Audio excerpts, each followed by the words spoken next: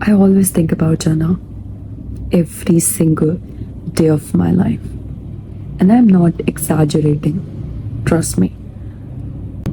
And I didn't get into this phase of constantly thinking about Jannah or what I would be doing in Jannah out of nowhere. It didn't happen out of the blue.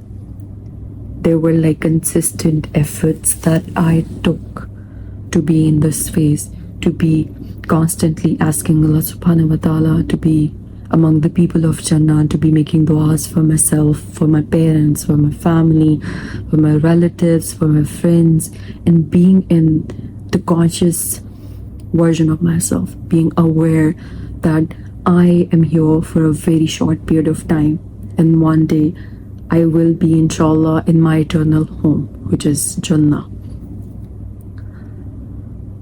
It has been like 3 or 4 years since I'm working about increasing my knowledge about Deen, learning about heaven and the hell, what Allah subhanahu wa ta'ala says and how He describes it in the Quran. And when you listen to the translation of it, you get to realize that Day of Judgment is actually the most constant topic in the Quran.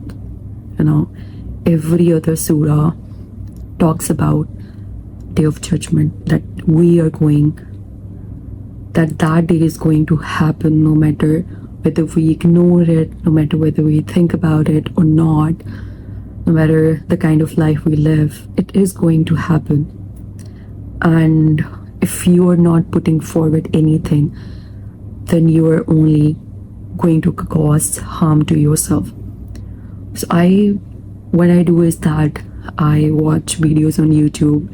I ask ChatGPT to describe me Jannah, and he pulls up some verses from the Quran, and I read the meaning of it. I read the Arabic of it. I read the translation of it, and every single thing that I read, I kind of try to imagine it, that how would it feel like being in Jannah, you know. I once watched a video of Sheikh Omar Suleiman, and he actually did an extensive video on Jannah, right? On meeting your loved ones when you read Jannah. And I absolutely love that series. And if you haven't watched it, I would highly recommend you to go and watch that video, that series precisely. And he once asked that, what would be the first thing you would say Allah subhanahu wa ta'ala when you would enter Jannah? And it really made me reflect onto it. I have never ever thought this question before. Like, I've never had this thing, never crossed my mind before. Like, what would I say to Allah subhanahu wa ta'ala after being into Jannah, right? And he actually shared video clips of other people were the part of that video, and that what they would say to Allah subhanahu wa ta'ala.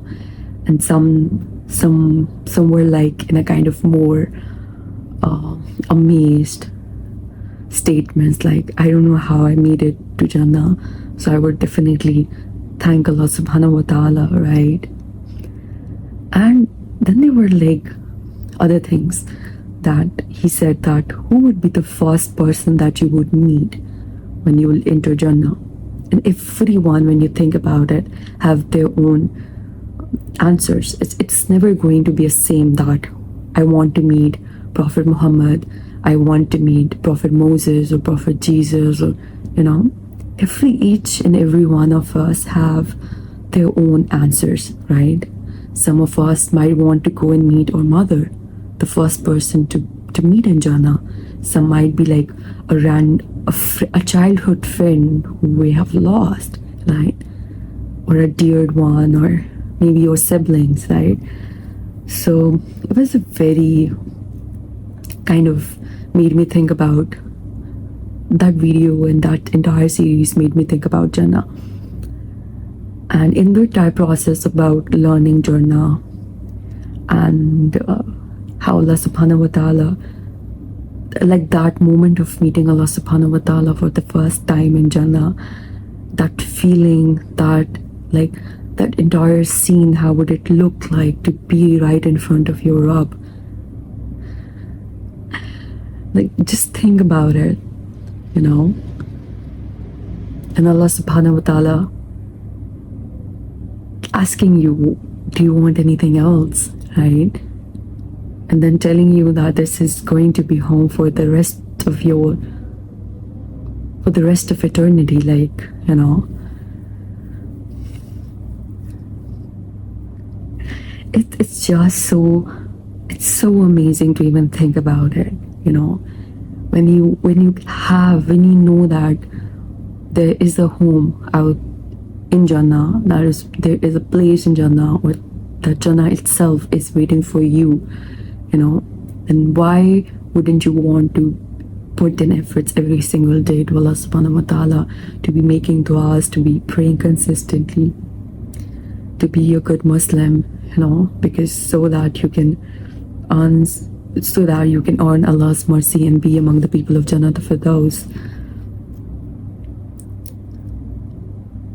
So it really helped me. And if you want to know more about Jannah, then one thing that I would recommend is to read Quran with translation. If you are not an Arab, right?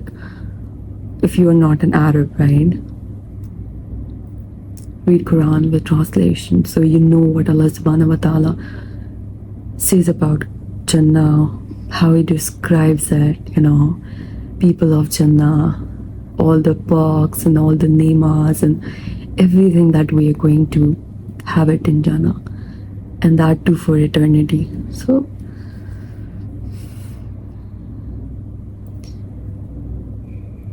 and there are also hadiths that you can actually read and look into about Jannah, you know, Prophet Muhammad, peace be upon him, describing Jannah, talking about the people of Jannah, about the lives, about everything.